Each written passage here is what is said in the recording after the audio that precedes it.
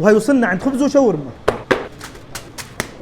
طلبنا من عندهم وجبة عادي داينامايت، خبزتنا دجاج، صمون اللحم، وجبة بروست 4 قطع، وجبة الزنجر. راح نبلش بوجبة العادي الداينامايت، بتكون شرحات الشاورما، صوص الداينامايت، وبتتقطع وبتنحط مع البطاطا المبهرة. سعر الوجبة 3.35، وهيك ما شاء الله التحميصة والحشوة. وبنقول بسم الله.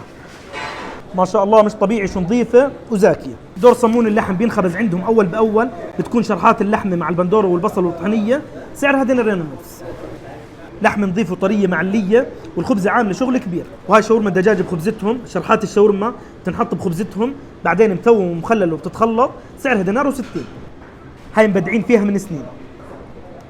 ودور البروستد سعر وجبه الاربع قطع مع المشروب الغازي ب4 دنانير. واذكى شيء الدبوس مع المثوم. الحلو انك بتحس بالحراره والتتبيل ونظافه الدجاج. واخر طلب وجبه الزنجر، سعرها مع المشروب الغازي 3.35، وهيك ما شاء الله تحمصتها والحشوه. ما شاء الله كل صنف تجرب اليوم أذكى من الثاني، وكل أصنافهم بنفس أسعارهم، تلاقوه على تطبيق أشيائي.